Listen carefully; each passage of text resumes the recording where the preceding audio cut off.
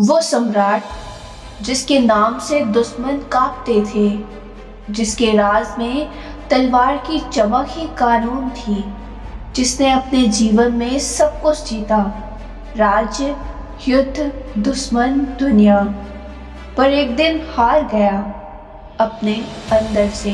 नमस्कार दोस्तों, मैं हूं अंकिता और आप देख रहे हैं अंकिता इंस्पायर। और आज आपको सुनाने जा रही हूँ उस सम्राट की कहानी जो चांद अशोक से धर्म अशोक बना। ये कहानी सिर्फ एक राजा की नहीं, एक इंसान के रूपांतरण की है जिसने खून से शांति तक का सफर तय किया। मगध भारत का सबसे समृद्ध राज्य, मौर्य वंश का छठा सम्राट बिंदुसार अपने राज्य के विस्तार में व्यस्त था। उसके कई पुत्र थे, पर एक था अशोक। अशोक बचपन से ही समझदार, शानदार और तलवार चलाने में माहिर था, लेकिन उसकी आंखों में एक अलग सी आग थी, एक ऐसी भूख जिसे सिर्फ विजय ही बुझा सकती थी। दरबार के लोग उसे चांद अशोक कहने लगे, मतलब क्रूर और निर्दयी, क्योंकि उसका गुस्सा चांद की रोशनी जैसा नहीं, आग की लहर जैसा था। बिंदुसार के बाद राज्य के ताज पर हक की लड़ाई शुरू हुई। भाइयों के बीच संघर्ष हुआ और अशोक ने बिना झिझक अपनी तलवार उठाई।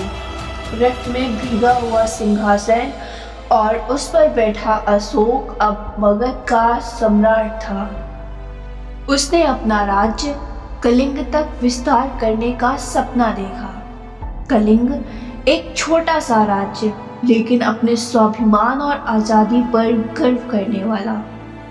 अशोक ने संदेश भेजा, सम्राट के अधीन हो जाओ।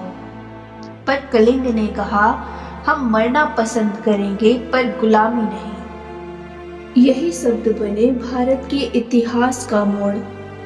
अशोक ने अपनी सेना को तैयार किया।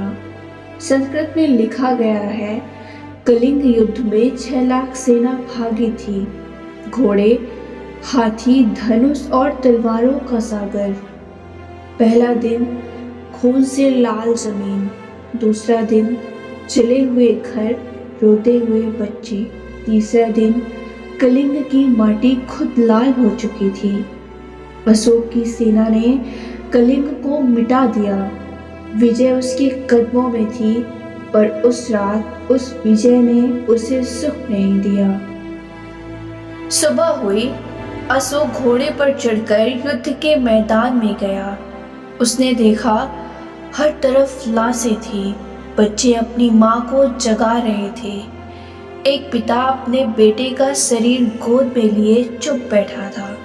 कुछ औरतें मर गए पति के पास रो रही थी। हवा में गूंज रही थी माँ माँ की चीख। अशोक का दिल हिल गया। उसने खुद से कहा, ये मेरी विजय है, ये है मेरा राज्य धर्म। वो अपने घोड़े से उतर गया और जमीन पर गिरकर रो पड़ा। वो रात उसके जीवन की अंतिम खूनी रात थी। अगली सुबह अशोक ने अपनी तलवार रख दी। उसने कहा, अब मुझे किसी राज्य की नहीं, अपने मन की जीत चाहिए। उसने बुद्ध के मार्ग को अपनाया। उसने धम्म को समझा, दया, करुणा और समता का मार्ग। अब उसके शासन में तलवार नहीं, करुणा चलती थी। उसने हॉस्पिटल बनवाए, सड़कें बनवाई, पेड़ लगवाए, जनता के लिए धर्मशाला और शांति के संदेश लिखवाकर स्तंभों पर लिखवाए।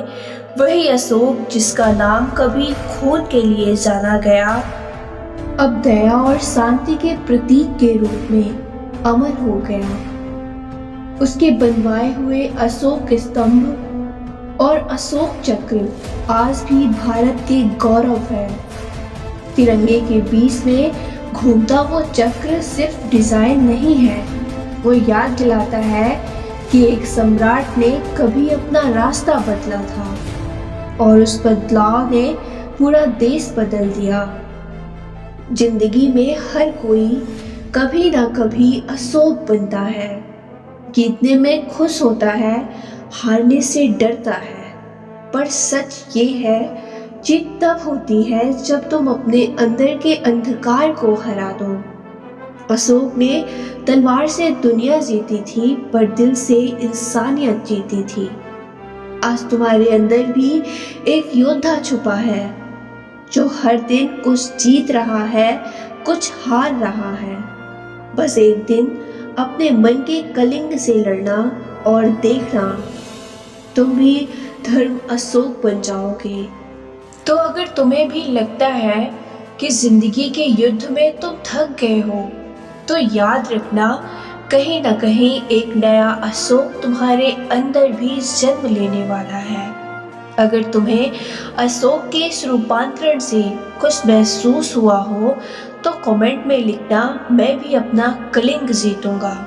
और हाँ, अगर तुम चाहते हो कि और लोग भी इस कहानी से प्रेरणा लें, तो इस वीडियो को शेयर करो, क्योंकि कभी कभी एक कहानी एक जिंदगी बदल देती है।